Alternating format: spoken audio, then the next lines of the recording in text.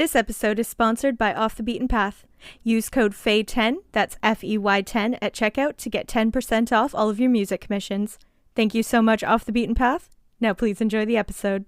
Hello everyone, and welcome to Feyfinders, a Dungeons & Dragons podcast navigating listeners into the vague and supernatural. My name is Sam, and I will be your Dungeon Master for Campaign Elements.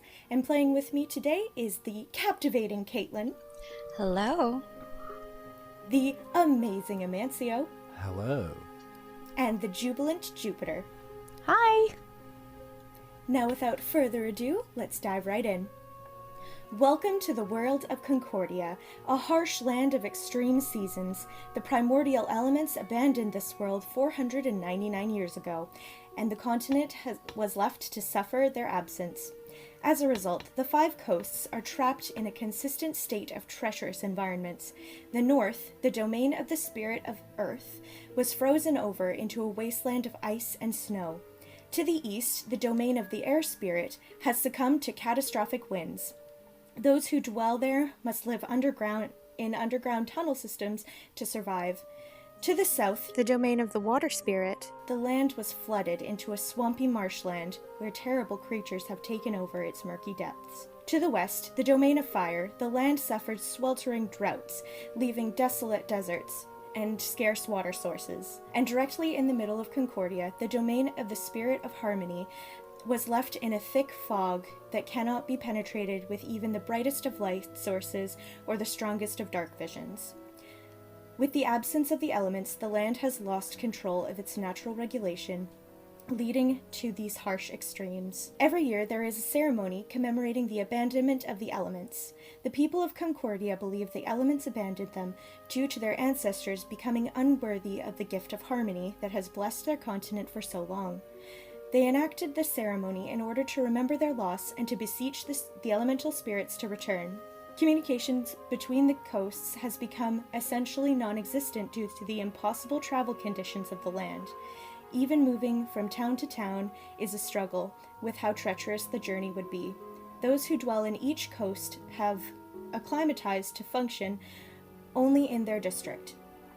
There is no immigration these days, and the trade accords have been broken since the abandonment first settled in Concordia. Now let us try to restore the elements.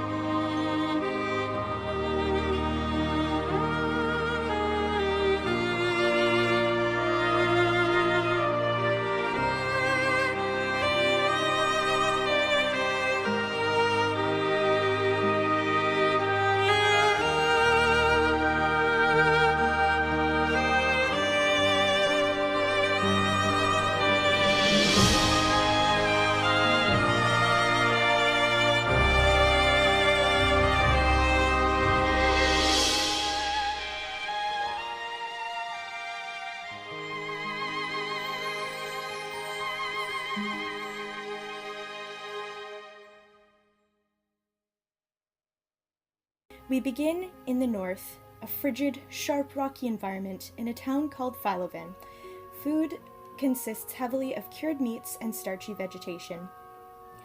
All of the houses and buildings are made out of dark garnet. There is very little around save for snow, ice, and sharp stony paths. On a rare day of light snowfall, residents can be found outside their stone-craft homes, hunting, repairing wind-swept away stray wagons, and enjoying the warmthless sun that shines dimly amid the snow clouds. The residents of Philoven are a hardy yet serious sort of people.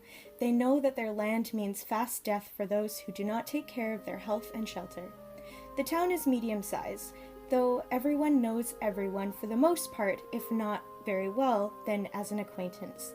The matron and history keeper of the town is a wise 80-year-old female woman named Massima Israel.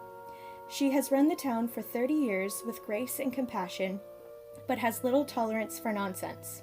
Her granddaughter Cecily, a half-elf, will take over for her on Massima's 85th birthday, as tradition dictates. Arborist Selkis, the Earth Genasi blacksmith, usually organizes monthly gatherings in the town hall so the town's monotonous, cold, day-to-day lives have something to look forward to. Lyric Selkis, a green half-orc, owns the Wastes Tavern, and Aberos's husband will cater the gatherings. Ro Castra, the mountain gnome healer, is boisterous and loves to joke, which makes for very interesting bedside manner, as many of the townspeople could tell you. And Camilla, the calico tabaxi carpenter, who utilizes the scarce wood from the forest to craft various goods for the village. Today is the 500th ceremony beseeching the spirits to return, and there is a lot of bustling for preparation. Camilla is setting up a 2 feet tall wood carving of a tree in front of the town hall. Lyric is prepping the food offering for the earth spirit, purple cabbages and potatoes, and you can see people milling about, making their way to the town hall, carrying little trinkets they plan to burn as they plead for the spirits to return. Someone is grumbling about having to fast today, and another is reprimanding them that they must do, that we must do our part, and once the spirits come back, we won't need to worry about going hungry ever again. We see a small mountain gnome, despite the somber day, is beaming a bright smile and calling over for their adopted daughter, saying, "This is the year, Benny! I know it! Don't drop those fig seed offerings, or we'll be sad saps indeed." Get it? Saps come from trees. You got it. I'll hold them real tight, don't you worry. And Caitlin, you can introduce your character. So before you see a very petite and meek-looking pink tiefling. Shoulders kind of rounded in. Smidge of ash across her cheek from her latest concoction gone awry. She has very evidently one broken horn on the left side of her head. So when you look at her, she's got one fully formed horn and one kind of broken one that she always tries to position her hood to hide. She's got a very sweet smile, but you'd be hard-pressed to make eye contact with her. Beautiful. Welcome, Benny. And then coming down from the northeast side, we see a red-headed halfling, Dorian, walking at a brisk pace with a scourge Aasimar keeping pace beside him. Dorian is carrying some wolf bones as their offering and says to his companion, "Tomorrow, we are going to have to work on breaking the ice on the southeastern side for a new gravesite, and Massima wants us to do a shallow pit near the open woods tomorrow at first light for the offering burnings that are coming from today." It never ends. Another early night tonight, Dorian? Absolutely, kid. And Amancio, you can introduce your character. So, Anu, or Anuhar, as I guess is his given name, is a crypt keeper. He was wearing plain clothes. He's very tall, very slender, almost sort of skeletal looking, but, you know, not quite. This is a scourge Aasimar we're talking about. And wearing so many layers of just sort of plain clothing, cloth that's been kind of scrounged together just to keep warm in the freezing, frigid cold of Philoven. He wears a circlet around his forehead. His hair is black and short and messy, and it's kind of coming over the top of the circlet around most of his head. And around his neck, he's wearing a few necklaces that sort of get caught up in the different layers of fabric that are cloaking him. Beautiful, and welcome Anu! And then finally, coming from the northern west side of the village, is a lavender tiefling carrying a small garnet carving of the sun, walking towards the town looking absolutely frigidly cold. And Jupiter, you can introduce yourself. So before you see a lavender tiefling, dark purple hair with some streaks at the front that match her skin tone. Her horns kind of point towards the back of her head as they twist, and she also has two small horns on her forehead. She has a thick, as thick as she can find, cloak that she has clutched tightly around her. She just is very clearly hates being out in the cold and kind of doesn't want to be there, but also wants to participate in the festivities. She also has a staff with her, topped with the garnet that you see all around you, that it would be odd to see her without it. And around her neck, she has a necklace with a small symbol, which is the symbol of the fire element. Beautiful, and welcome Luna. Perfect. So all of you are starting to go and converge near the town hall. The day is overcast with light snowfall. The village is quieter than usual as the people are seemingly preparing for their silent wishes to the elements for their return. You can see, like, just all of the townspeople are gathered in this one place, which is not uncommon as the town is very close-knit.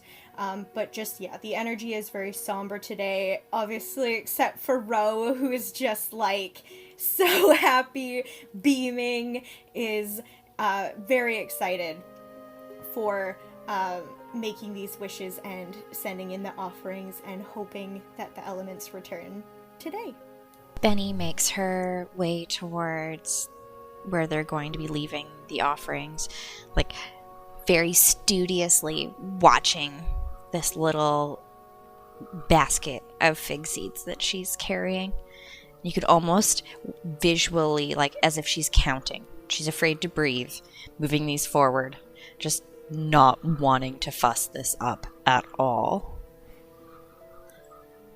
Yeah, and you can see Camilla is still just kind of like trying to make this ashwood tree carving just as perfect as possible, taking great care to make all the branches really stand out. Everything is so gray, so she's trying to chip away as much into the kind of underwood, getting most of the bark out of the way, just to like really amplify this beauty and try to beseech the spirits. Benny getting to like more towards where they're going, she makes eye contact kind of awkwardly with holding her little basket close to her chest. Good morning, Cecily. Oh, good morning, Benny. How are you doing today? Oh, good. Just trying not to drop the fig seeds. I don't know why Ren picked something that's so small. Yeah, of course. And also very valuable as well. Those must have been very difficult to procure. We've been saving for quite a while now. But enough about that. How are your preparations going? Oh, I'm getting quite excited.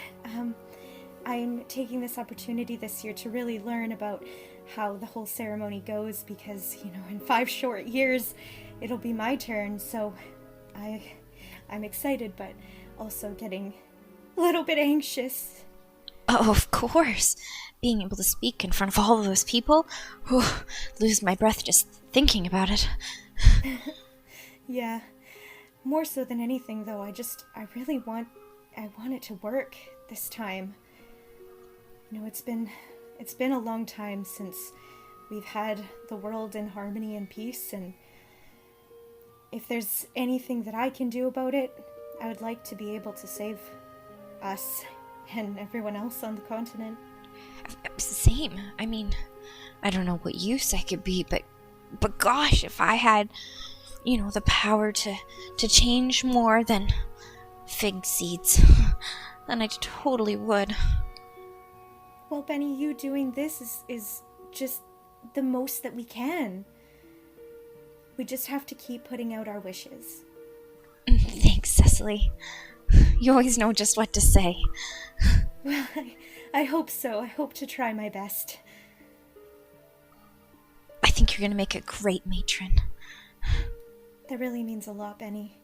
And she kind of smiles and offers you a little pat on the shoulder, and starts to kind of go back to overseeing the different preparations that are being done. So, Dorian, where do you want us to put this stuff? Oh, you just gotta hold it. We just gotta hold it and get ready, and I hold it the whole time. Well, until it's time to throw it in the fire. I mean, would you want our offerings to sit on the floor? I don't see why that's so bad. Anu! How could you? I sit on the floor, and one day I'll die, and I will be an offering. And so I don't see how that is a problem. So why is leaving this, and I kind of wave the offering in my hand, well, why is this going down there a problem? Well, you do have very sound logic. And I'm proud of you for deducing such things. But I think if we put these down, we get very scolded. And that we don't want to have a scene today. But you're right. We would be offerings once we pass and go back to the earth. Isn't that the whole point? But I think the bones, we just hold them for now. Fine, I guess I'll hold it for however long it takes Massima to get out here. Shouldn't be too much longer. It's almost 1. And Anu just kind of stands there, staring at the offering in his hand, kind of waiting for things to start so that he can go home and go to sleep, so that he can wake up early in the morning, so that he can dig those graves. Dorian's kind of eyeing you me too, bud. Me too. Just hold it together. We'll get some ale later. Once we get to break the fast, we're gonna have a good night. And then first light, back to work. Oh, sweet ale. Some people find warmth from the cold in food, but you and me, Dorian, we find it in our drinks. Absolutely. I wish they still had some of that fig ale that they had last week. Oh, don't even remind me, or else I'll yearn for what I simply cannot have. Maybe after today, with all of our praise and hopefulness, maybe we'll find some more figs. Maybe they'll be able to get us some good ale this time. Right. And maybe the elements will return, and maybe the sun will come back. But these are maybes, Dorian, and you and me, we live day to day. Fair enough. So for tonight, it's the regular mead. Yeah. And maybe... Nah, we don't live in maybes. Well, I know that Cavi has got some new wolf to get to the butchers, so... We'll get some nice cuts when we're done. You don't have to live in maybes. There's always something to be grateful for today. New wolf, new meal, new drinks. And Jupiter, what are you doing right now? Luna, as she approaches the crowd, will kind of observe, and then upon seeing Benny with her basket, just seeming so nervous about it, approaches and just goes, Benny, I don't think whatever you have in that basket is going to bite you. I don't think you need to be so nervous about it. Oh, hi, Luna. No, I'm just nervous because Ro left me in charge of all of these little seeds, and I don't want to lose the little seeds. And it's a ridiculously large basket for such little seeds. If the wind blows too much, I'm gonna lose them. She shelters her shoulders over the basket a little bit more. Do you have like a small cloth that you could cover the basket with? I wish I thought of that, but not on me. Do you happen to have one? Like a handkerchief or something? Give me just a moment. And she starts digging through some of the pouches that she has on her belt. She's like, oh, yes, I actually do happen to have one. And hands it over to Benny. Benny very gently tucks the handkerchief, like, over the top of the fig seeds so they don't leave her basket, and then she clutches the basket back to her chest. Thank you, Luna. You're a lifesaver. Happy to help. So you think this is starting soon? It's really cold and I'd really like to go back inside. I think it's supposed to start at 1, so we don't have too much longer to wait. I'd expect to see Massima any minute now, really.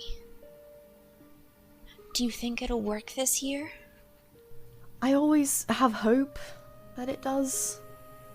But at the same time, it's been 500 years. I can't think of any reason why suddenly anything would change. Well, I mean, it's the milestone. 499 ago they left. Maybe their lucky number is 500 and this'll be the year?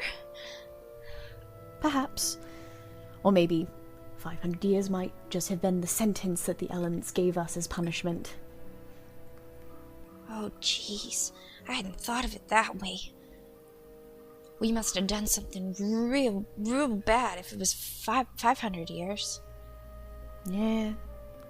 All I know is that I would love to feel true warmth instead of this frigid cold. Not in front of a fireplace, but from the sky, like the books say. I wonder what it feels like to truly feel the sun on your face. I wonder if it does feel like fire. That would be really neat. Maybe today is the day we find out. Fingers crossed. She's like awkwardly crosses her fingers while still not letting go of the basket. And Luna's kind of like rubbing her thumb over the garnet sun that she carved, just like sending like thoughts into the universe, just being like, please, please, please, please, this here, please. So, at that, you can see an old woman start to walk out from the town hall, and everyone around you falls silent and stops what they're doing. The only sound is the light whistling of the wind as Massima walks down the steps and starts to begin her speech. Today is the 500th year anniversary of the abandonment, as well as our 500th ceremony beseeching the spirits to return. Our history tells us that our land was once rich with life, a lush, green land full of abundance, where the sun shined clear and our people wanted for nothing. Though we do not have a certain account of what our ancestors did to offend the spirits and cast them from this world, it falls to us to do our best to atone for their transgressions. At this time, I would like you to cast your offerings into the blazing tree in hopes of setting the world back into order. At this, you can see that Camilla has started to use her flint and is setting the tree carving on fire, and the villagers are all kind of like starting to whisper and mutter their wishes and apologies to the earth spirit. And some people start beginning to like throw their stuff into the blaze. You can see all sorts of different offerings being thrown in. There's some wolf meat that Daro and Kavi are throwing in, and Dorian starts to kind of nudge Anu and is like, alright, it's time, we can put them down. And he starts to walk over to the fire, and as ceremoniously as he can, puts the bones into the blaze and like gestures for you to do the same. I walk up to the fire and sort of hold the bones high up and drop them into the flames and watch them ignite. They start to kind of crackle and break under the very hot flame. Ro kind of like toddles up to you, Benny, and kind of like taps you on the shin and just is beaming. All right, kid, off you go! You're not gonna come with me? Nods, this is your time. I brought a separate offering. I got Cammy to do a little trinket of a tiny wooden tree, so this is all you. Okay. She gently takes the handkerchief off the top of the seeds, shakes it out. Thank you, Luna. And then she walks over with her basket, and almost like the most awkward flower girl, you watch her like pick the seeds out and kind of sprinkle them in. Little handful by little handful, because she doesn't want to miss a single one. And then she shakes the basket upside down to make sure she's got them all, and then she just kind of stands there with her eyes closed. And you see, right after you, Ro kind of toddles up and, like, with a flick of the wrist, throws the little tree into the blaze and does a little twirl and smiles, like, beaming with arms stretched out as if to say, like, all right, we did it. Come back now, earth spirits. And then, like, beams up at you and kind of, like, walks back into the circling crowd so that the next people can come up and do their offering. Benny follows Ro into the crowd, readjusting her hood. And then Jupiter. Luna was not far behind Benny and Ro and approaches the flames and holds the sun in both of her hands and just once more, like, I just want to feel warm, and takes a deep breath and just kind of tosses it into the flames. Beautiful.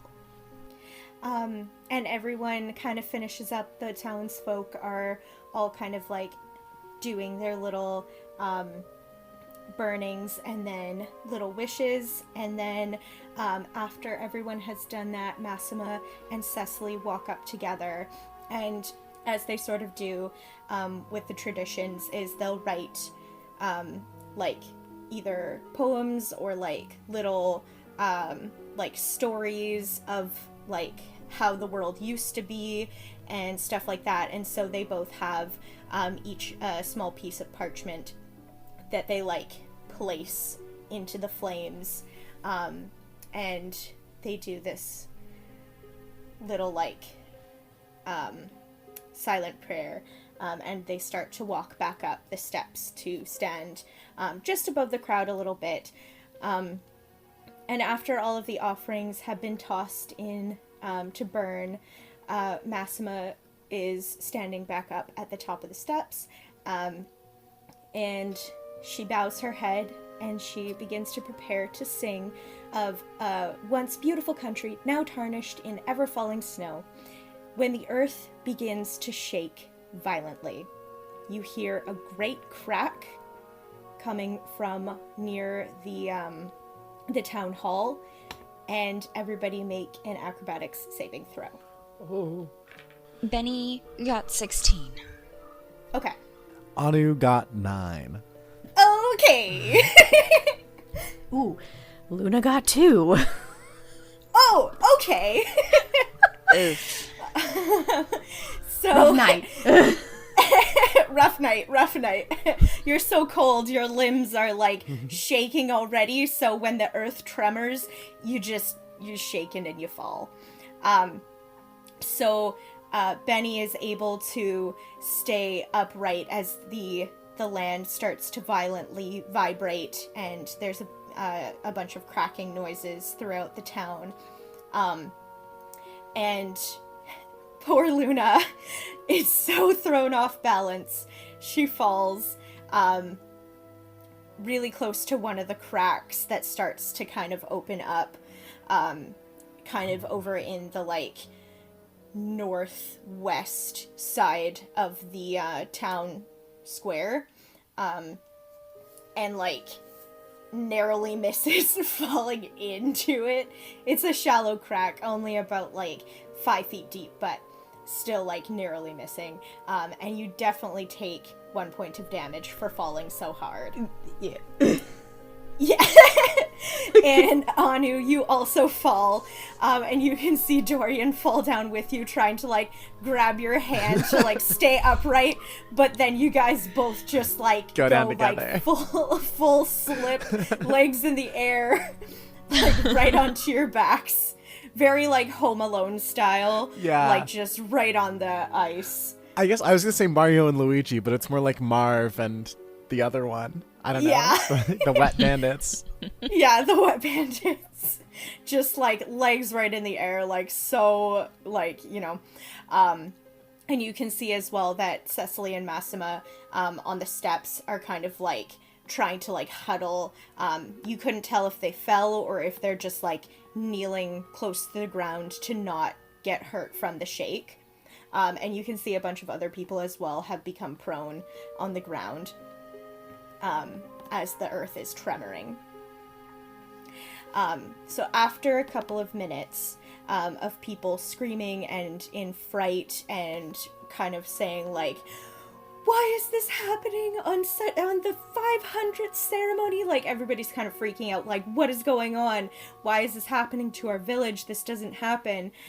That's why we're in Philoven, where it's not as aggressive in terms of earth conditions, because when you go up further to the north, to the open tundra, there is like far more extremes, like avalanches and earth tremors and all this kind of stuff. So you guys are kind of in like a pocket of sort of protection, but it's still aggressive snowfall and aggressive winds, but this is very uncommon. Like, this is not something that happens, especially to the point where there's actual breaks in the earth.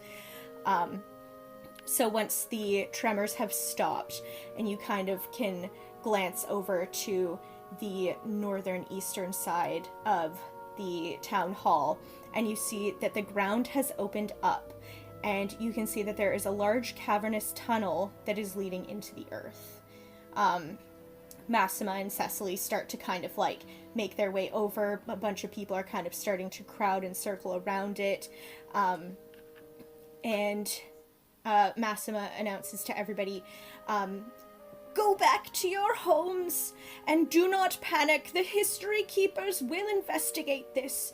Please, everyone, stay safe and locked inside.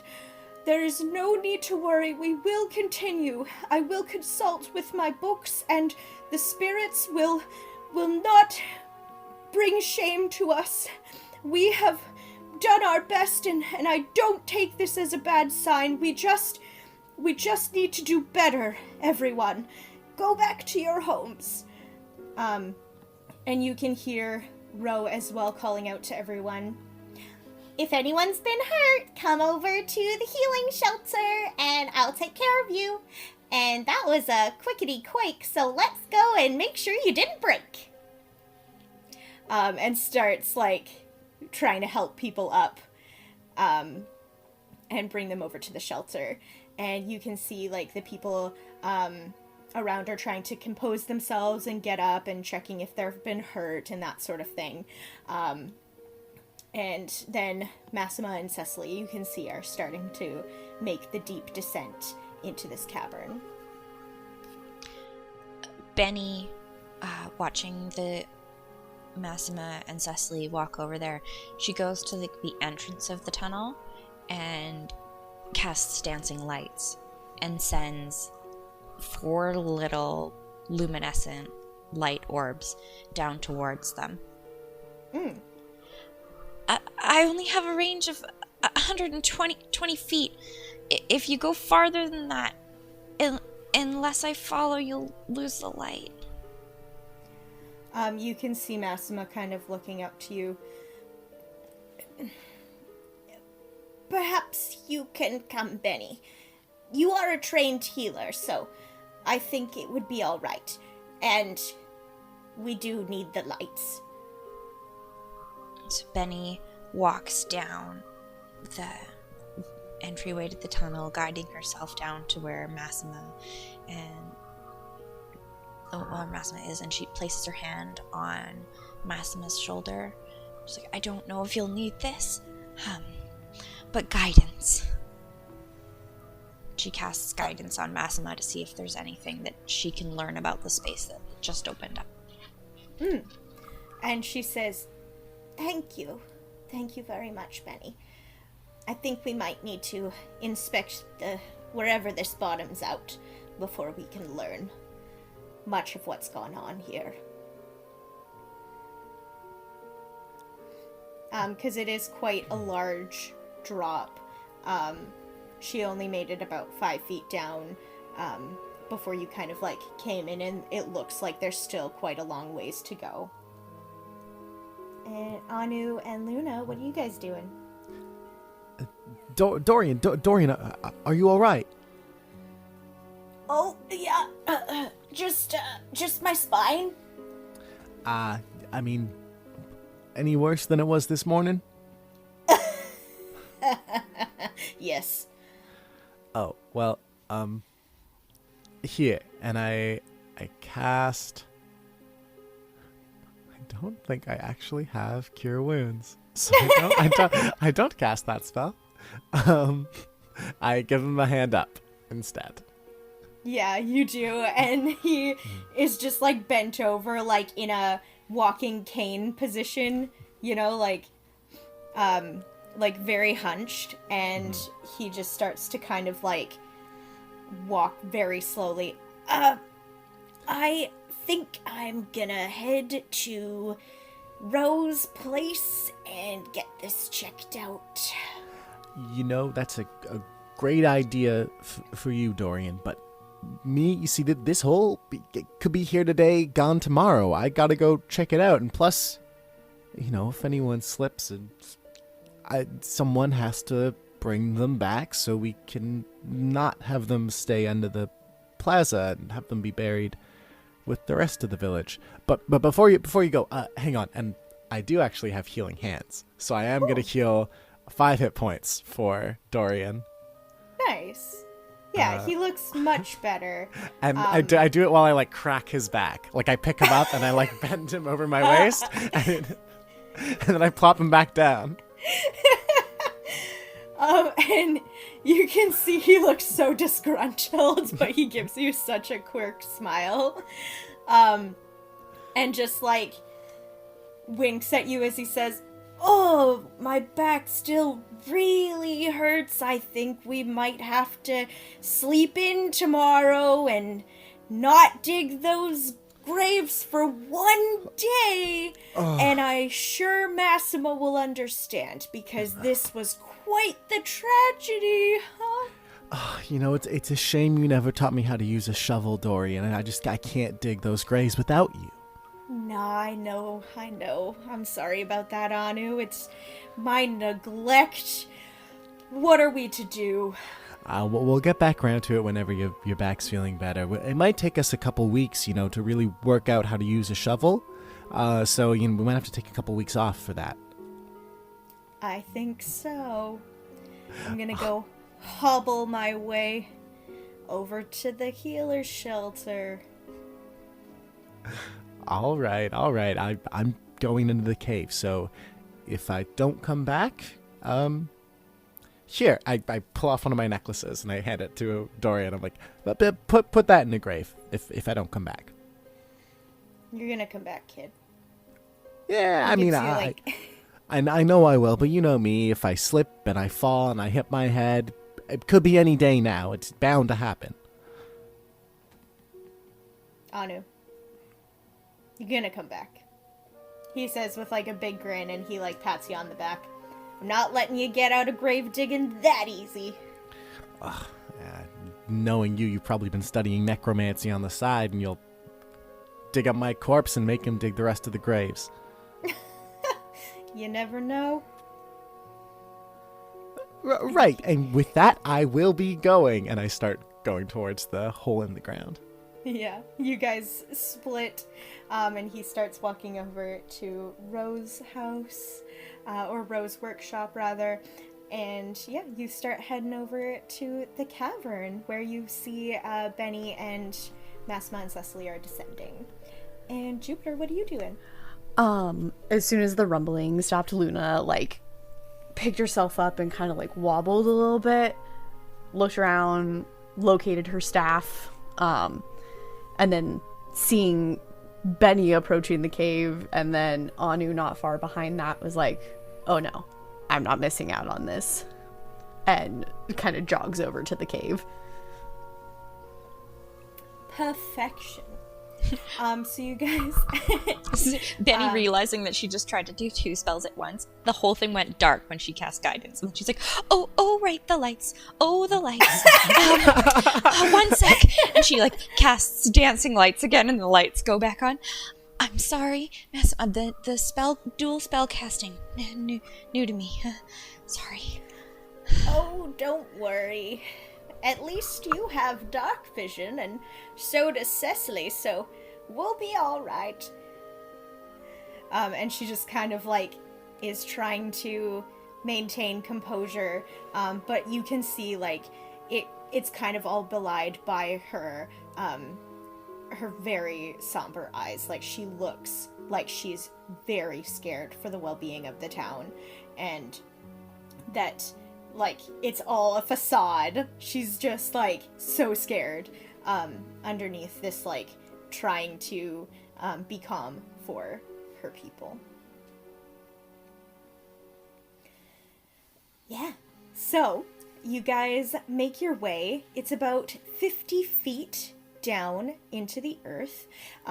So as you're walking, usually what you see is that there's, like, a bunch of ice, like, kind of even at the top, there's, like, a 5-foot layer of ice just kind of, like, crackling into the earth. You can see veins of it as you descend, and then once you kind of get past the 10 feet marker, it just keeps going down, and it starts to kind of feel a little bit warmer down here. You're kind of encased in the shelter of earth, so there's no, like, wind chill. The snow hasn't been able to pierce down here. It goes quite steep down at first, but then it kind of levels off into almost feels and looks like it was a crafted hallway in the earth. So it kind of, like, has, like, a rounded off ceiling the deeper that you get. And it kind of, like, it looks like there was an intervention to make this space.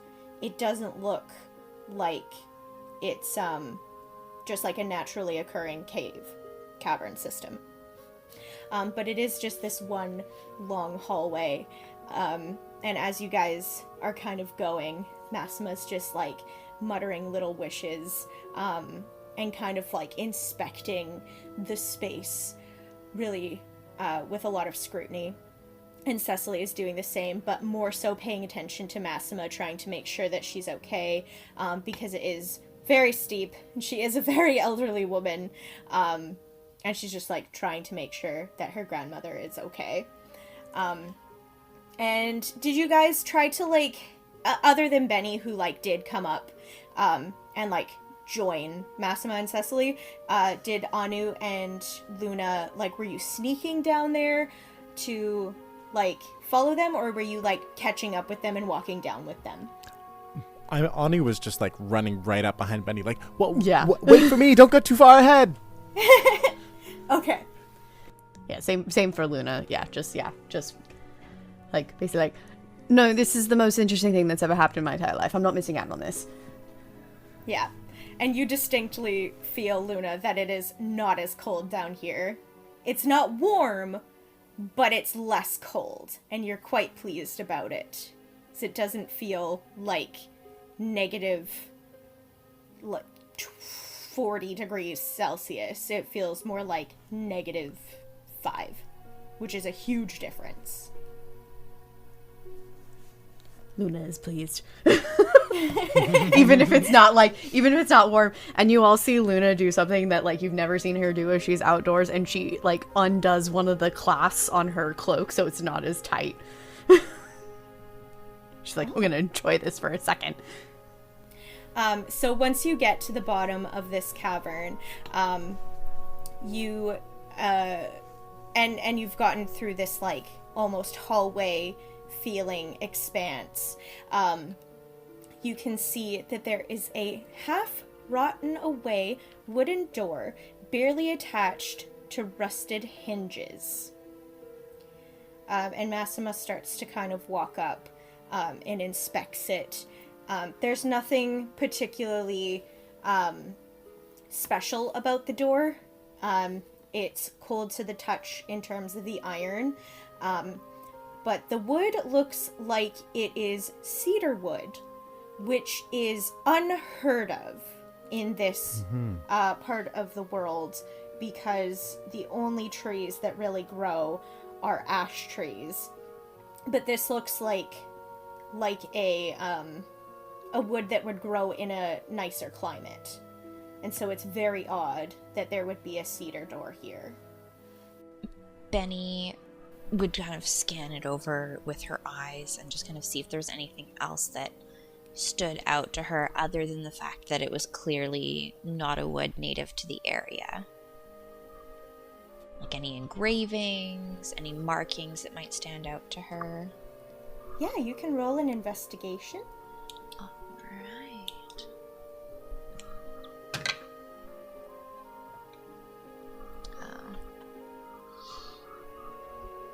Not great. 12 for 16. 16? Oh, yeah, okay. So you can't see any particular, like, symbols or markings, but you can tell, like, just by looking at this door, that it's, like, probably, like, 510 years old. At least. Like, it's super old. And you can also see that there is, on the, like, iron circle, like, door handle thing, like, it's not a knob, it's, like, the circles that you, like, pull, you can see that it looks like it's very worn, like, many hands have been pulling at this iron door, and it looks like it has been very well used, that this was a place that there was a lot of, like, traffic in and out of this space. It's like, you know how when you go to, like, really old castles and stuff, and the floors, like, the stairs and stuff, are, like, indented? Grooved in the middle because of so much such. use? Yeah. So it's kind of like that. Like, the door looks like it had many hands be pulling on it. Okay. So Benny, almost unable to stop herself, would kind of observe it and then just start saying that out loud. It's older than the abandonment. Older than the abandonment. Oh gosh. Yeah, and you hear Massima kind of mutter under her breath, like, I think today might have been the day the spirits wanted us to know about this. Perhaps this is a sign that they might be coming back. Do we dare be so hopeful? The only thing I know is if someone shows you a door, they typically want you to see what is on the other side. Oh. Yes.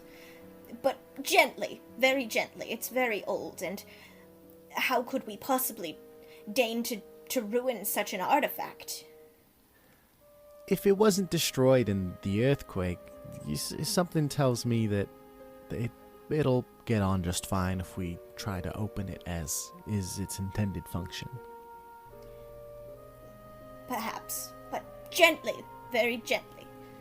And you can see her, like, look very nervous at the prospect of you guys trying to open this door. Are we... Sorry. I was just thinking if we're worried about, like, a collapse or anything. Like, should I try to thaumaturgy it open from back here? Or what do you guys think? Can I make an investigation check to see if it's a push or a pull door? Yeah, absolutely.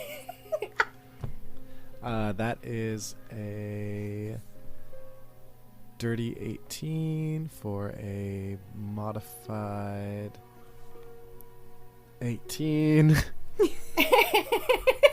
18? Beautiful. You know you gotta pull that open. I pull the door. You just pull it? Very gently. Okay. Okay, so you extend your hand and reach into the curved iron. It is cold to the touch, but not frigid. It doesn't feel like it's going to give you like frostbite by touching this, but it is cool to the touch. And you start to pull gently on this door, and you hear the wood groan and creak, and the rust on the iron hinges is like, it's kind of difficult to open because of so much unuse and because they're so like fragile and aged. But you do manage to pull it open, and as you open the door, you see within the room that this room looks to be like an ancient earth acolyte chamber. You know from some stories Massima has shared that there was once a great temple honoring the earth spirits that was lost, and there were many who served the spirits directly. This seems to be one of the old archive chambers, and you can see that there is a faded mural painted on the wall depicting a huge mountain with a glittering temple at its flat peak. And you look around the room and you can see that there's a bunch of decaying scrolls and books, and you see that there is like the mountain range is kind of near a lake in the distance. And it just looks very beautiful. The paint, though very harshly faded, you can see that has very bright colors. Not anything that you'd be able to procure now, because everything is either like charcoal, or sometimes you can get like reds, but mostly just like black artwork.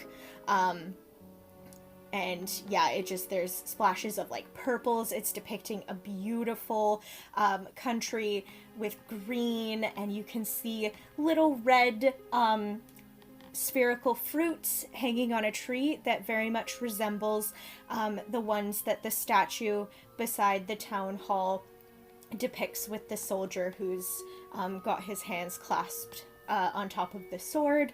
And it just looks like whatever land this was once was phenomenally peaceful and beautiful.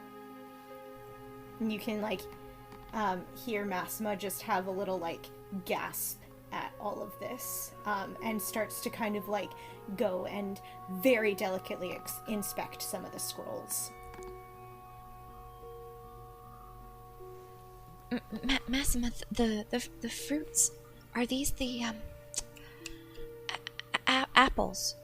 The apples that you talked about? Yes, dear. Yes, this... And you can see her start to like well up with tears. That's what they are. This is what our land used to be. My goodness. The temple has been long disappeared, and the mountain, the sacred earth mountain, it's been gone. No one knows what happened to it, but it's gone. But yet in this painting, it's more glorious than anything I could have imagined. Benny would be too curious not to try to peek at some of the scrolls or anything. But just very carefully, because she knows she's clumsy, so she'd probably just like at first like look, inspect, and then just attempt to look at scrolls. She's too curious not to. Yes, I would love for you to roll an investigation check. Alrighty.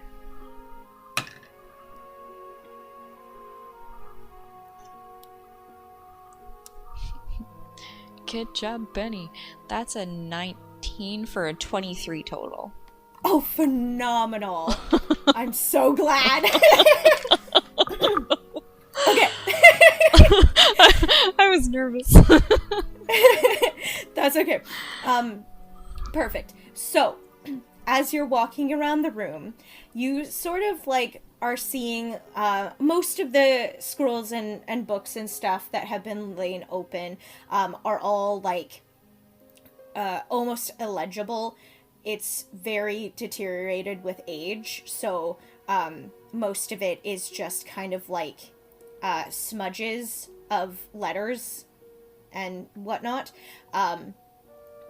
But you do find one book that looks slightly less fragile. Like it's still very old and starting to decay, but it looks like if you picked it up, it wouldn't completely like disintegrate in your hand.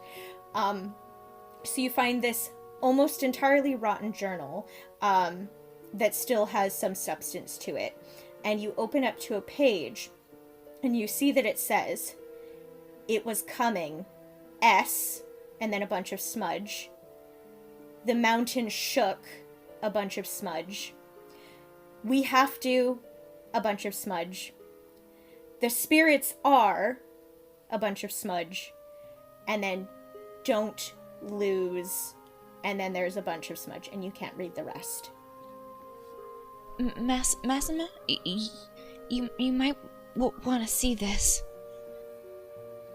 She kind of like walks over, leaving Cecily staring at the mural of the big mountain. She peers down and she reads this, and she kind of like looks very thoughtful and kind of like says in almost a whisper, "They knew the abandonment was coming. They must have known." It at least implies that here. "If they knew it was coming, why did they not stop it?"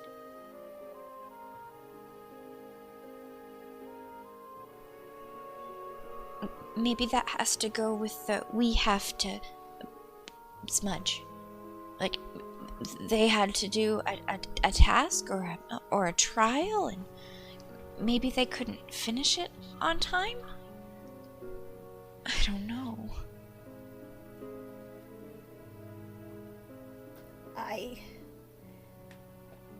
I don't know either. And she looks very shocked at herself that, like, she, for probably the first time in her life, doesn't know what to do. Benny, not wanting to be discouraged, would try to see if there's any other, like, salvageable pages in this journal, so being as careful as she can. Would kind of, like, see if there's anything else that's legible. Yeah, so there's not much else. You can kind of see, like, little, like, that's sort of, like, to the end of the journal. That was kind of the last, like, maybe 10 pages of the journal.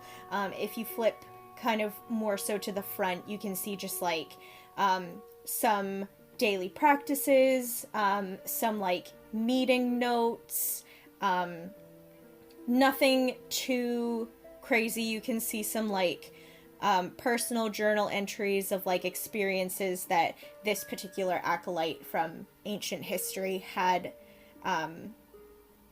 with the spirits, and yeah, just sort of like daily life stuff. But this passage is like the sort of one that you know to be the, like, most important part of this journal.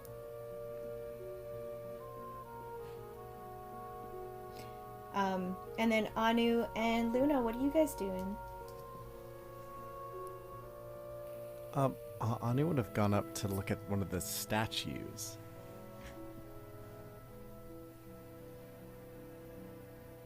I don't think I said there was statues. I guess it was on the painting. The very the yes. guy with the sword. Yes, yeah. Yes. Yeah, so it's just like the mural Yes. Painted there, and then just like a bunch of like books and work tables and like some empty quill bottles and some like looks like feather stems that don't have any feathers on them anymore. Yeah. Are the work tables just like desks to write manuscripts at, sort of thing, or were they doing like some sort of craftsmanship? You can do an investigation. Lovely. That's a 16. Yeah, so you can see that there's like some like really, really old equipment that looks like maybe they were trying to do like some potion work and spell work. You can see a couple other like metal tools and like potentially beaker holders and stuff like that. Maybe they were trying to just like, as a thought, like that passes through your head, that they might have been doing like trying to see if they could like come up with new rituals for reverence or other ways to commune with the spirits. Maybe they were trying to make the spirits have corporeal form to talk to them. Who knows? Like, you just are looking at like all these different kinds of tools, as well as the like pages and pages of really falling apart books and scrolls. And can I overhear Benny and Massima's conversation? I think so. I don't think you guys are like whispering, yeah? Oh gosh, no, I wouldn't say so. I think Benny just finding what she found would like want Massima's attention, just because Massima knows so much more than her. But it wouldn't have been something she tried to like hide or conceal. Yeah. You know, Massima, if they knew the abandonment was coming and they couldn't stop it, maybe it's because it wasn't stoppable. But maybe this happened. Maybe we're here now because we can do something about it now. Maybe we can pick up where they left off. I mean, there's this junk lying around. There's I can't even count how many scrolls. Maybe we can pick up where they left off and finish what they started in bringing the elements back, bringing the spirits back. I suppose it might not have been stoppable, but they must have done something horribly wrong. I just don't know what to believe or think anymore. Upon Anu like saying that there were like tools and such, that completely passed by Benny earlier, so she gently hand off the journal to Massima and then turned to go see where all of like those tools and that were, to see with more of her like alchemy artificer background if there was something else about that might stand out to her. Like, could she get a little bit of insight into what they were trying to do? Yeah, you can totally roll an Arcana. Okay.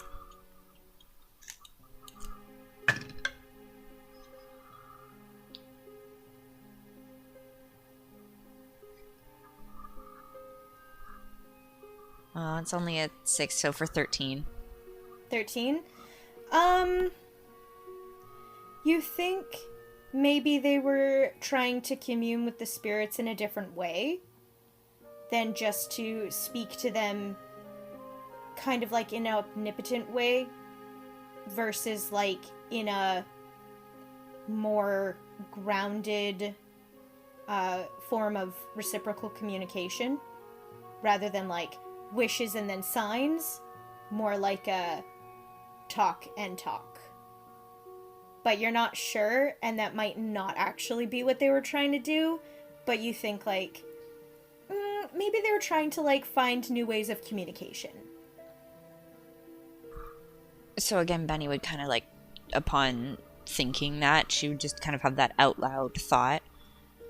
Oh, I wonder, with this, I mean, they could, but maybe, Massima, did any of your texts ever make reference to them trying other forms of communication with the spirits other than like offerings and wishes?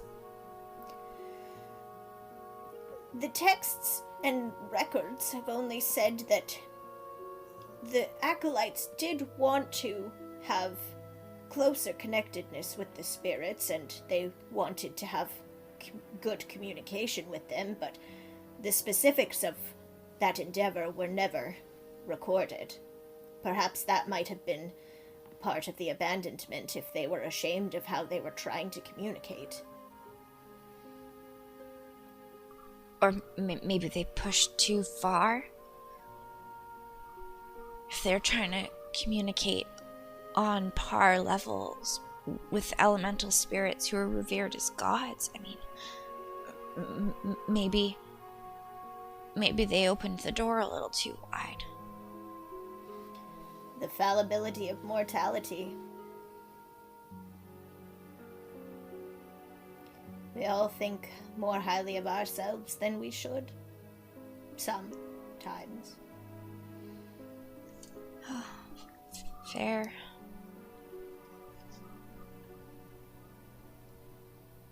And Jupiter, what are you doing? Kind of while listening to that conversation, Luna has been like walking around. I want to see if there's any, like, if it's very clear that this is like the end of the line of like where we can go, or if there's anything that indicates there might be like another passage or like a spot to another room, like a trap door, anything that indicates, and just like kind of listening to that conversation, just kind of like, it says, perhaps maybe they were trying to contact the elements because maybe the elements were already starting to abandon the lands. Maybe there was something that pointed, if they knew that the abandonment was coming, perhaps they were trying to find a way to stop it by contacting the spirits.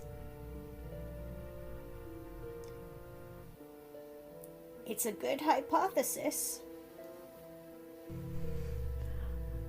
Is Luna able to find any additional doors or paths or anything? No, you can tell quite effectively that this room is just its own thing. Perhaps there might have once been more tunnels connecting this, like the tunnel that was outside of this room might have had other branches, but this room in particular is just its own thing. It's there. All of the walls essentially are quite lined up with tables and small shelves and stuff like that. So it is like, this is dead end. But as you're looking around the room, Luna, and you're looking sort of in the walls, and you're trying to see like if there's any perhaps trapdoors or anything, and you kind of like land near the mural where in front of the mountain depiction, and I would like you to roll an insight. Ooh.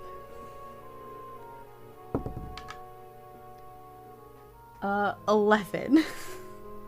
Okay. Oops. That's okay. So, as you're staring at the mountain, you think, like, you just kind of note, like, wow, that's a really beautiful lake that's near the mountain, and wow, that's a really nice temple. That probably would have been the most magnificent thing to behold when it was in its prime. It's too bad it's gone. Massimo, what do you know about this temple? Only that it was a place of great reverence, and that is where the high priestess of the spirits would live in each of the districts. And it was a wonder. The temples all across this continent were magnificent, ornate, and full of light and love. Do you know where this temple would have been? It was not recorded. I suppose it probably was recorded until the abandonment, and when the temple was lost, the spirits probably were lost with it. And this scenery in this mural, does this look at all familiar to you? She kind of like studies the mural, looking at it really hard. And you can actually see that Cecily as well has been like staring at this mural so in depth. Cecily kind of blurts out, "That's Lake Bamel." Are you sure, Cecily? I think so. It looks so much like it. And I mean, if it wasn't frozen over, but it just looks so familiar. This has to mean something. Brahma, it's been, especially because it's been 500 years. This is the anniversary, and somebody has to go up there to investigate. This is the only sign we've ever gotten, and this has to mean something.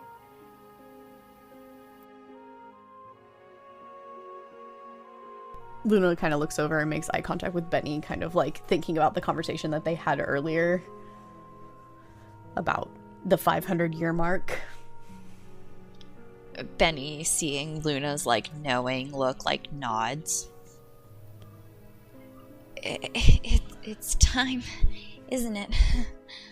Benny and I was speaking earlier about perhaps it wasn't even necessarily something that the people did to cause the elements to leave, but perhaps they just left and it was maybe like a sentence to prison, and perhaps 500 years would be mark the end of that sentence. And you can kind of see Massima look very thoughtfully, and kind of shake her head like, no, that couldn't possibly be the truth. We had to have done something. Our ancestors had to have done something. We couldn't... The elements wouldn't have abandoned us just for no reason, and the elements were perfect. They couldn't have been punished for something. I could not even fathom or comprehend what would have happened to have them leave if we didn't do anything.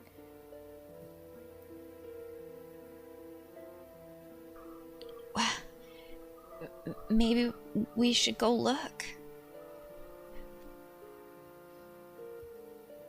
Well, that would be quite the journey in the open tundra if you were to go over to Lake Bamel. It's the closest thing we've had to a hint in 500 years now.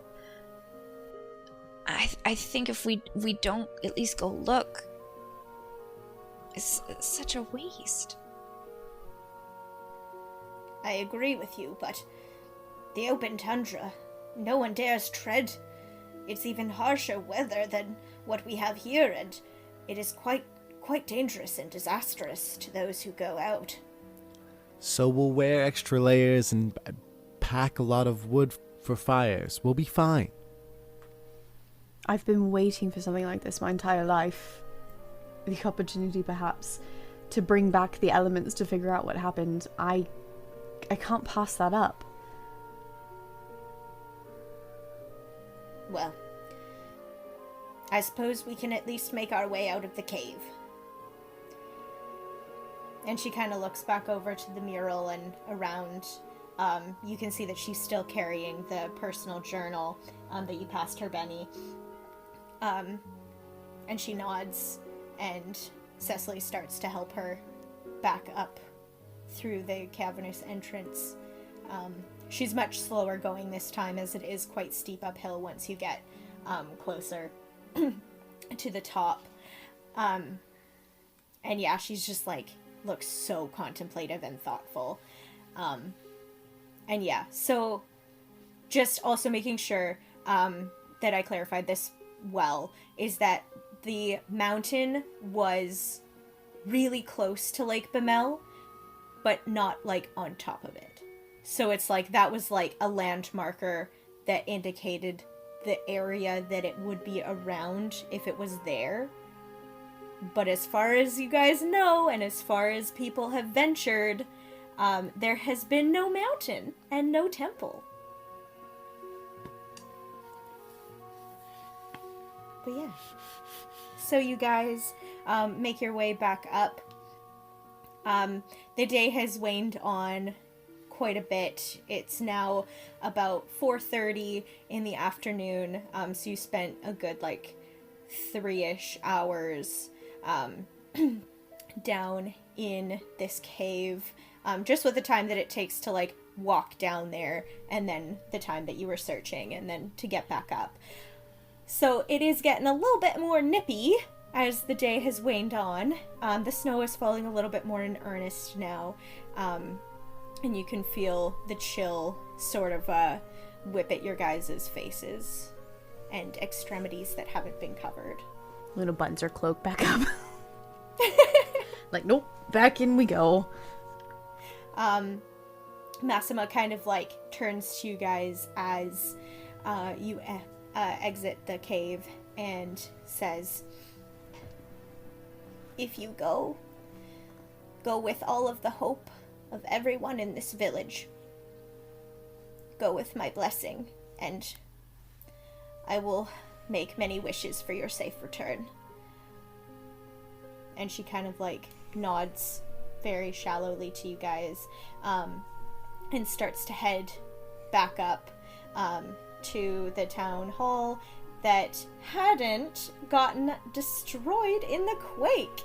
It was so near this cave entrance, but luckily enough, the cave did not encroach too much, so the town hall is still standing.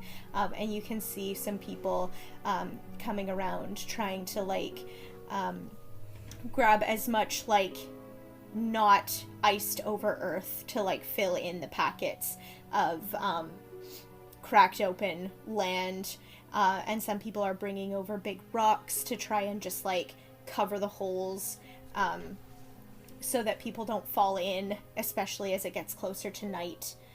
And people are just kind of looking so disheartened, and there's murmurs of this being an even worse omen than what they thought today was gonna bring.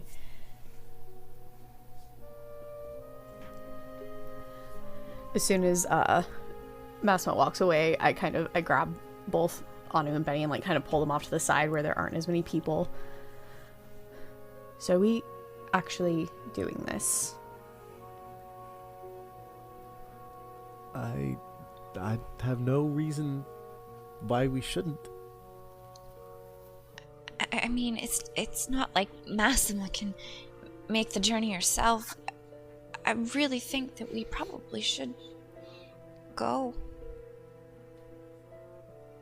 And besides, we've lived in the cold all our lives.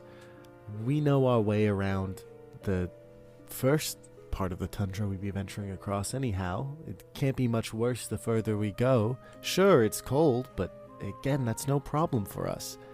We have to go see. This is a once in... not just one lifetime, a once in 7 lifetime opportunity. To not go would be accepting that this is our life when it could be better. Precisely.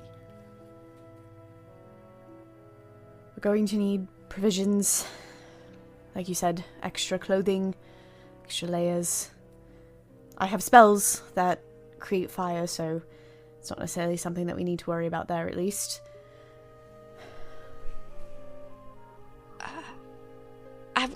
I would love a little bit of downtime just so that I could make us a few potions, just in case. Those could certainly come in handy. I don't see why we're in any rush. I mean, if there's a mountain there, it's not like it's going to be going anywhere. I mean, it could fall back into the ground, but if it's only there for one day, it's not like it's going to take us longer than a day to get there. I'm saying that we have time to wait, really. And it doesn't have to be a lot of time, but just some. And I can't help but think now, having heard you say that, Anu, maybe the earth didn't just shake here. Maybe the mountain was gone. But what if that was enough to bring it back? I mean, and the kind of earthquake that would bring a mountain out of the ground. I mean, this kind of damage is definitely what we would expect to see all the way over here. So I think you might be putting 2 and 2 together, Benny, and I really like the look of that 4. As they say that, I kind of look in the direction that we're going and see if the horizon looks the same. You can roll perception. Oh my god, you're gonna be kidding me. It's a nat 1. That's a 7. God damn it. Okay. I can't do anything today. That's okay. You try so hard to peer off into the distance towards the north, the northeastern side where like Bemel is supposed to be.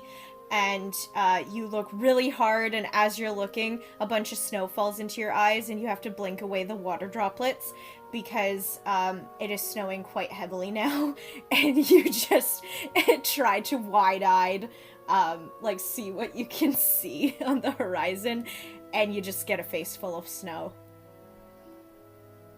What do you say? A day? Yeah, a day. Sorry, I started off with, how am I gonna tell Ro? Might almost be easier not to say anything. But you can't do that. You can't leave Ro guessing. I mean, look, I'm sure Ro knows that you'll be fine on your own. It's true. He's always encouraging me to get out there and do more. And she's like swinging her arms back and forth as if Ro's there, like almost a marching style.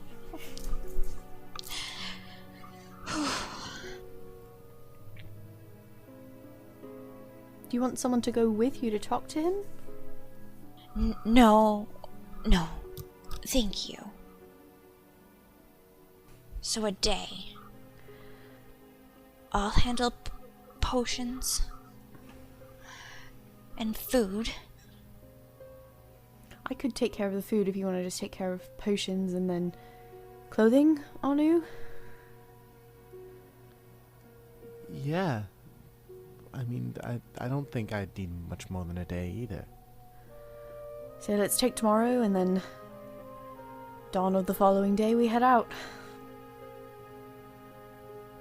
Works for me. Sounds good. I don't know about the rest of you, but I was gonna go. I'd meet Dorian down at the inn. I think that sounds lovely. A bite to eat and something warm to drink. That would be really nice. Okay. Perfect. So,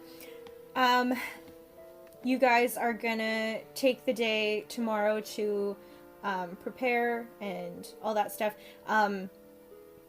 You're wanting to so Caitlin, you're gonna go back to the healer's shelter where you and Ro live and have a chat, and then you guys are all gonna go to the wastes? Yes. Mm-hmm. Okay, cool. So Benny starts to head back to the healer shelter. Ro is kind of finishing patching up the last couple of people. The injuries weren't extensive, but quite a few people did fall, so they're just wanting to make sure that they're all good, especially because this land is so harsh. When you get injured and you can't work and contribute to the goings on, it's kind of makes it difficult for everyone, so people are wanting to make sure that they're good to go. And as you walk in, Ro just kind of throws their arms out and is like, "Welcome home, Benny. How did it go?" It went really, really well, actually. And she starts playing with the front part of her cloak, kind of twirling it between her fingers. Went really well. We got some good insights as to well, let me start. We found a door, and then we went inside, and there was a a mural, and we got a good insight. I'm leaving the day after tomorrow to go on a journey. I hope you don't mind.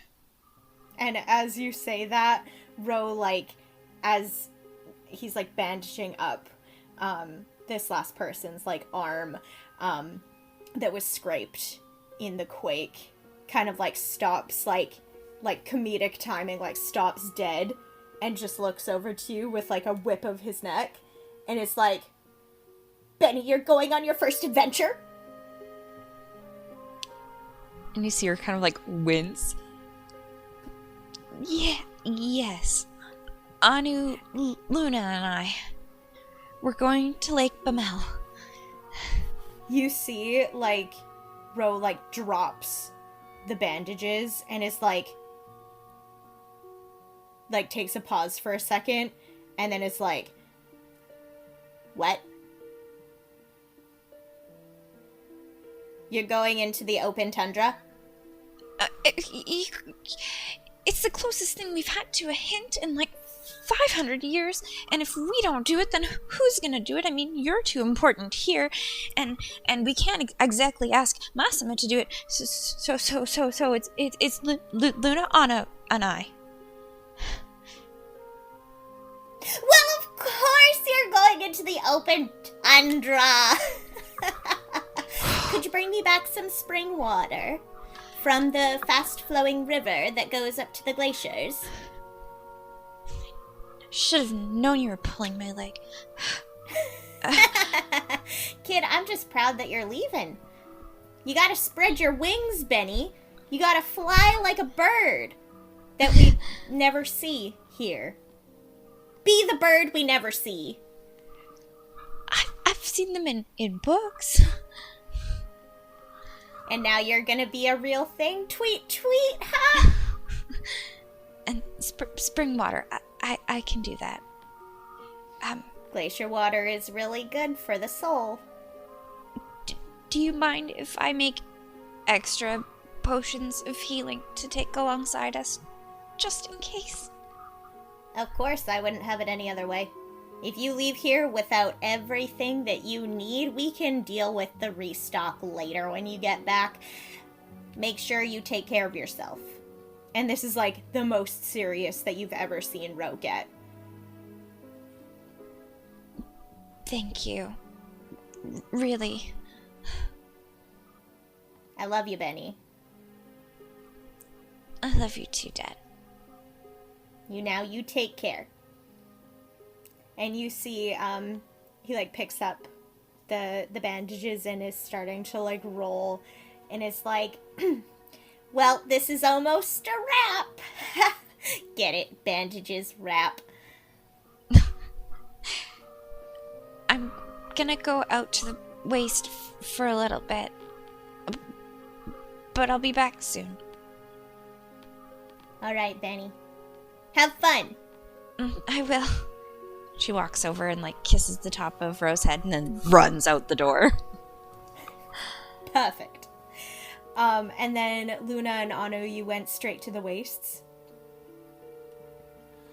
Yeah.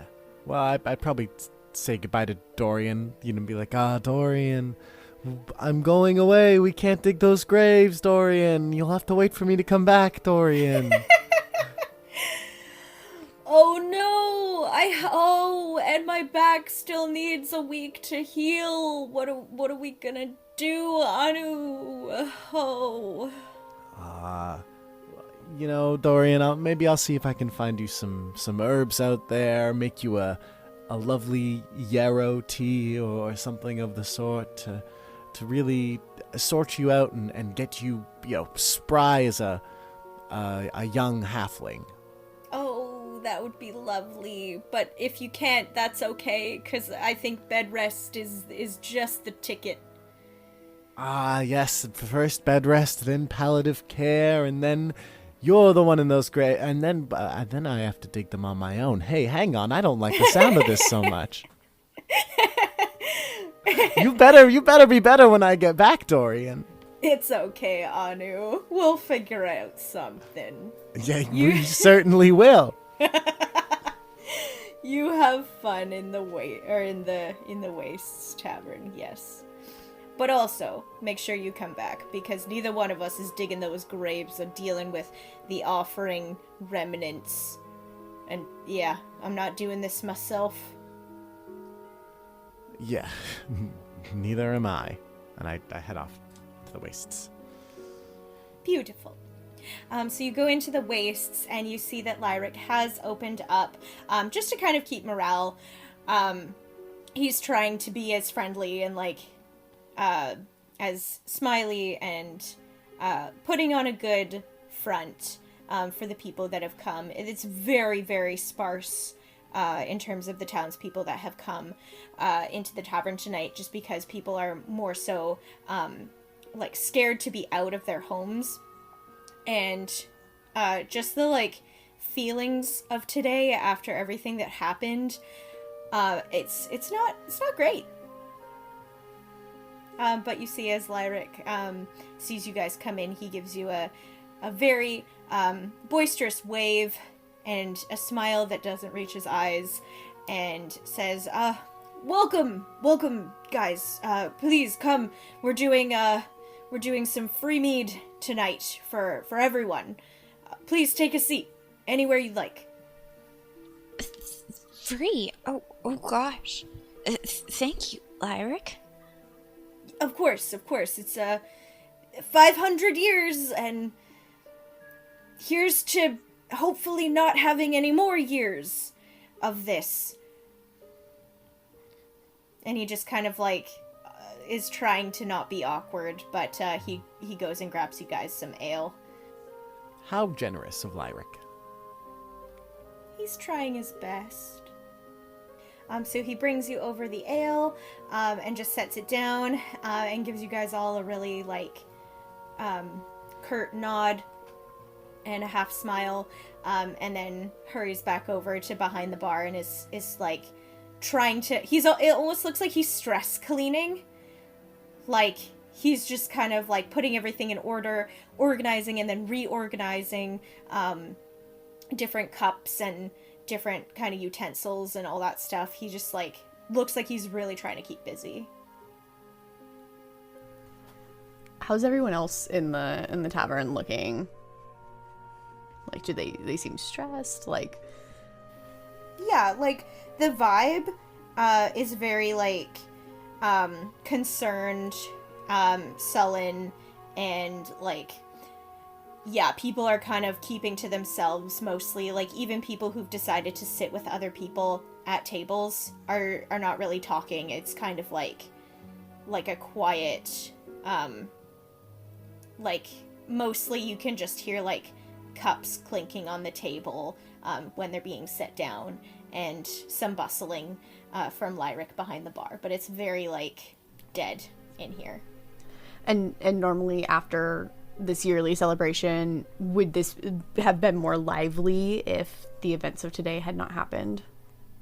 Yeah, usually there's, like, it's still, like, a somber day, but usually there's a little bit, you know, when everybody's breaking the fast of the day, and the sun goes down, there's usually a little bit of a kind of half party, just to kind of, like, celebrate that they get to eat again for the most part, but also, like, to stay within the community and kind of rally with all their hopes. And people usually talking a lot about, like, what can they do, like, to do better next year, like, what are kind of, like, goals they have to like, inspire the spirits to come back, that sort of thing. Like, it's almost like a not as boisterous New Year's party.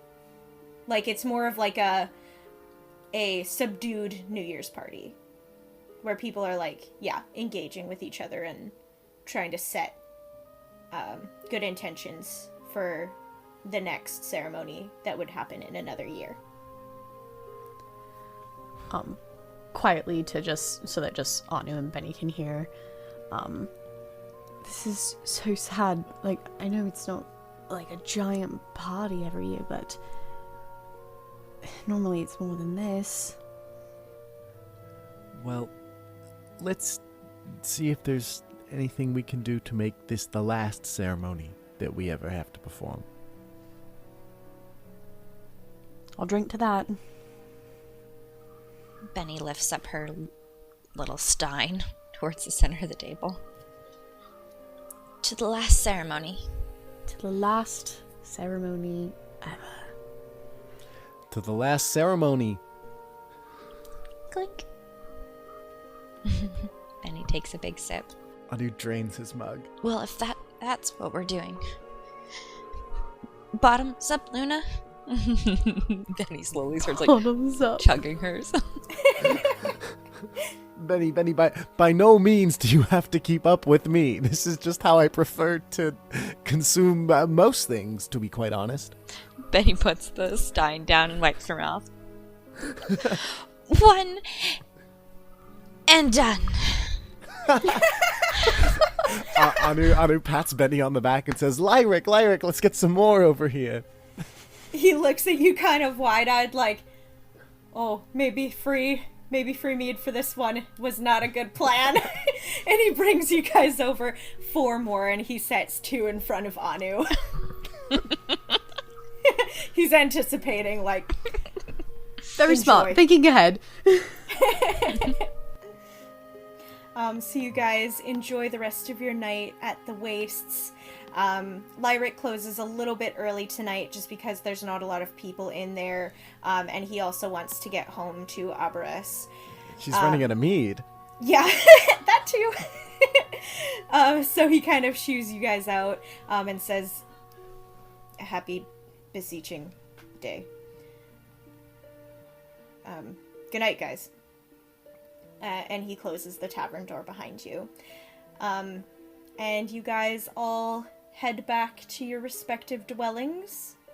So the next day, you guys all, we don't need to, like, roleplay it if you don't want to. We could just, like, say that you guys got all your preparations done. You got, how many potions were you trying to make? I'm just trying to think of, like, what would be, like, a normal amount. Like, what could Benny, if that was her sole focus for the day? Like, could she make a decent amount? Yeah, let's say roll a d6. Okay. 6.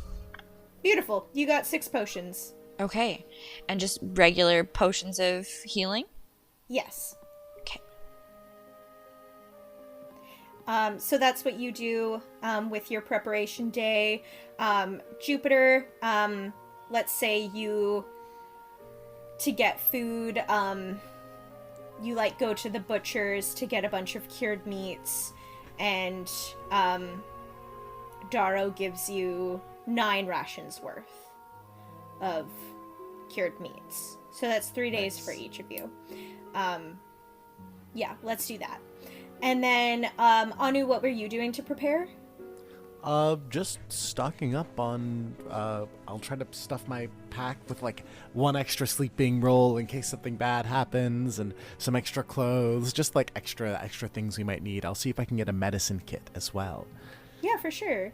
So you can go over to Row, and they give you a medicine kit, and you can also, like, go, and procure an extra flint, and yeah, Great. you got an extra bedroll, you got, like, extra clothes. Yeah, and that's it. I'm just loading up on supplies, making sure Dorian has enough food so that he doesn't have to walk in and out of town with his bad back, and that's everything. His quote-unquote bad back. Yeah, exactly. Gotta be ready to dig those Amazing. graves, you know. I love it. Yeah, beautiful. So you guys spend that day doing the preparations, and then we open again on the morning of the day after. Ro kind of, like, has already prepared breakfast for Benny, and is, like, sort of, like, maintaining the shop and, like, cleaning up the area and just kind of, like, not as talkative this morning. Like, still when he does talk, he's very, like normal how he is always, with the punniness and the beaminess, but not as much as normal. Dorian's just, like, still sleeping. Yeah. He's like, this is the only day. He has to rest his back. Yeah, this is the only day I've had off in years. So he's, like, fully taking the opportunity. And then, yeah, Jupiter, you get up, you get ready, get all packed up. Probably would head to, over to Benny's and Rose after getting my stuff together. Yeah. And she'd overhear Benny just being like, oh, I just remembered something. Something else I can do. Off the top of your head, Dad, do you remember how long it takes to make alchemist's fire? Do I have time to make one before I go? Benny, you're never gonna be ready. You just gotta merge. I'm merging. I would love fire, though. You're gonna be great, kid. Don't worry about it. And he starts to kind of, like, shove you towards the door, and is giving you a beamy smile. But you can see there's a little bit of, like, tears maybe starting to well up. Like, maybe pride, maybe, like, sad to see you go, maybe, like, just some big feels. But is just smiling and, like, waves and then, like, shuts the door behind you. Okay. Maybe on the way, then. Morning, Luna. Good morning. Are you ready? I'd be lying if I said yes. But also if I said no. There's things I keep thinking of, but I mean, are you ever really ready? I don't know. I've never traveled anywhere before, so don't really have anything to go off of. Fair. So then, to get Anu? To get Anu. Anu's just kind of, like, kind of strolled into the middle of town, so he's not all the way up at the cave. Dorian is still asleep after all, so Anu wanted to get out of the house sooner rather than later. Yeah. And because Anu's dwellings are in the direction of where you guys are headed towards the northeast, just further up into the open tundra, you guys kind of meet in that general area, and you start making your way to yeah, exactly. Making your way up north, being cold. Just like that. And then I would like for all of you to roll a survival as you're walking. I'm not going to use that dice because that's Natural 20. Yeah. Of course. Modified 24. Phenomenal. Cool. Anu was like, yeah, we'll be fine. And he's right. I got 22. Oh, gorgeous. Sorry for the goblin laugh. Benny rolled a solid 2 for a total of 5. Okay. So Girl be panicking. Anu and Luna will take care of Benny. Yeah. yeah. Benny in the middle. Benny, like, fainted, and we have, like, her arms slung around each of our shoulders, and we're, like, tracking her. Oh my god, we're like 5 minutes into the trip. Oh my god. So yeah, Benny just is so stressed out, doesn't even know which way's up and down anymore, like, once the town leaves your sight line. It's just a mess. But Anu and Luna do assist Benny heavily to make your way through the horrific snowfall, and there is just nothing in sight but rocky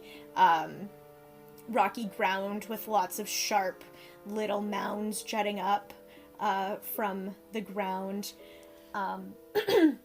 It takes you guys, from what you could, like, tell on the kind of, like, not great map that you guys have of the, like, newer area. After the abandonment, people have kind of scouted out as much as they could. But you can tell that, like, the lake is supposed to be about a 5 to 7 hour journey away. Especially more difficult in the thick snow.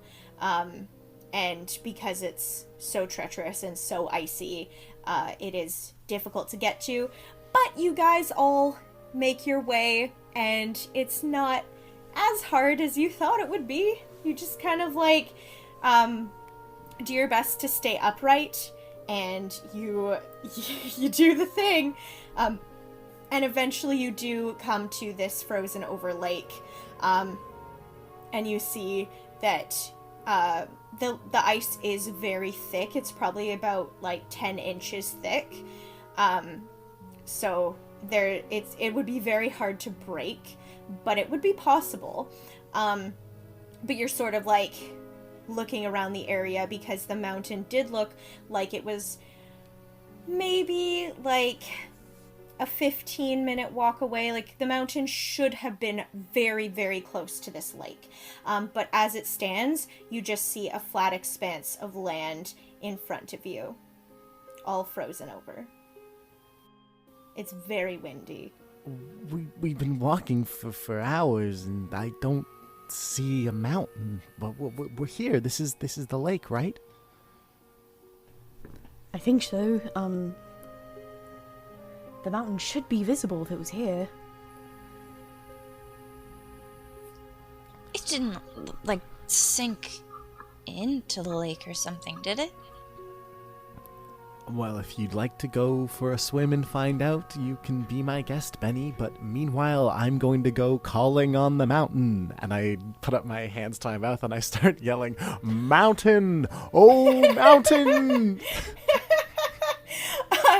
I am going to be really nice. And I'm going to say you can roll a d20 and see if the mountain answers you. All right. Oh my god. That's a 19. That's a 19. Okay. Phenomenal. Okay, so as you're calling out to see if the mountain will answer you, you see sort of, like, maybe 20-ish feet away that there is something that has reverberated your noise. It's really close to the ground, and it just kind of, like, some of your noise as it's whistling through the winds and the snow has bounced off of something. I think there's something over here. And I beckon to Luna and Benny, and I start, like, trudging my way through the snow and the wind towards the object, whatever it is. Yeah. So as you walk away from the lake and you near this place that you gained knowledge of, you find a large expanse of ice. It is excruciatingly thick, and you can roll a perception check. I would love to do that. Let's see here. Oh, that's a 17? Yeah, for sure.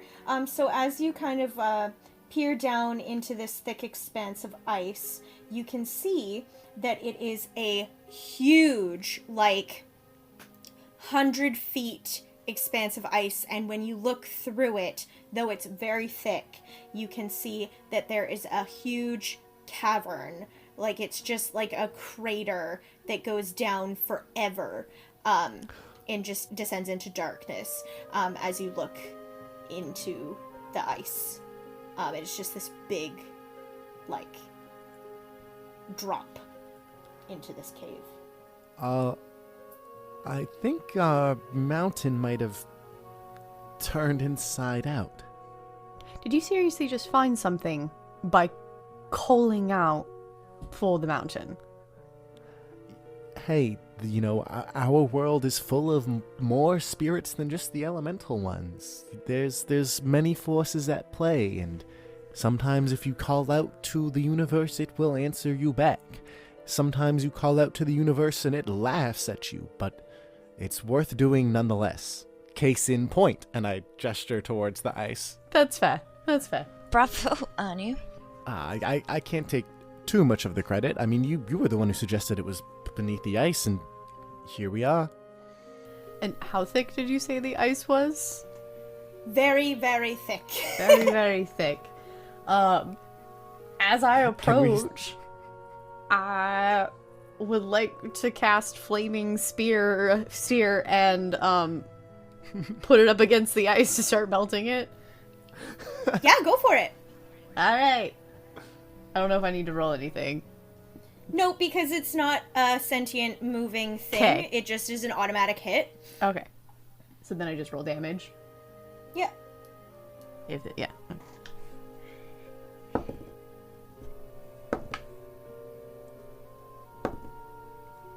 9 points of damage to the ice. Beautiful.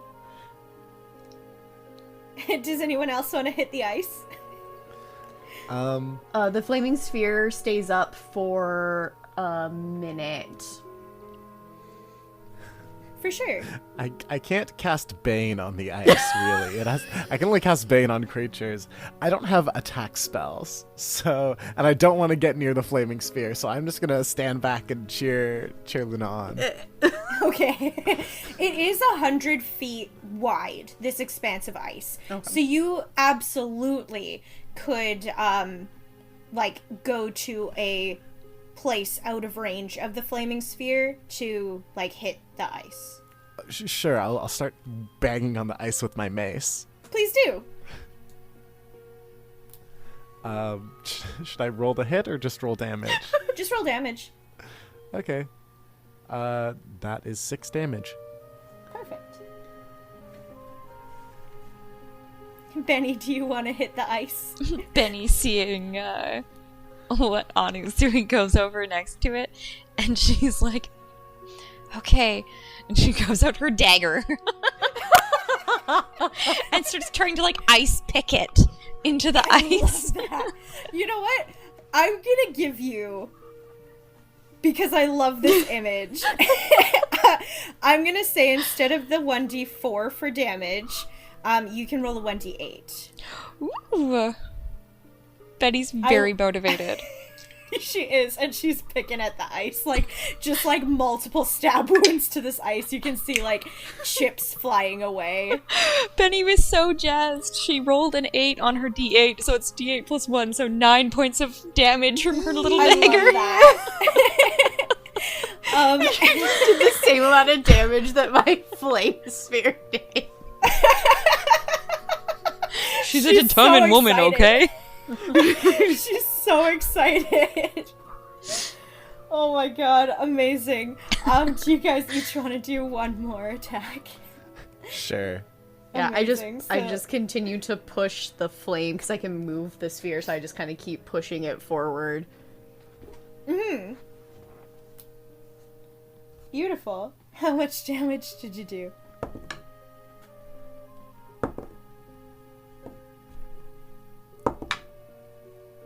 12 that time. 12? Gorgeous. I did 5 that time. Okay, cool. And then, Benny, do you want to drive it home? She sure does. She's still pecking away with her dagger. I love it. Still the d8, or do I swap back to a d4? No, you get the D8. I love this. Oh, she's going feral. She's a lucky lady tonight. Another 8. Oh, So gorgeous. 9 points of dagger damage. There was literally 8 points left on the HP of this ice. So She's like Edward Scissorhandsing it. oh my god, yeah. You just see like all of the you see all of the ice chips just like going crazy, and just like it's like shaved ice on some of this. And as you guys chip away at the expanse of ice, you crack it open enough that a huge chunk, about a 10-foot crack in it, just starts to drop down this cavernous opening. And it just keeps falling, and you hear a distant and the ice cracks beneath. And you start to descend down into this cavernous opening, into the darkness. Dancing lights. Gorgeous. And you start to make your descent into the darkness. And that's where we're gonna end the episode. Perfect. Dun dun dun. Dun, dun, dun.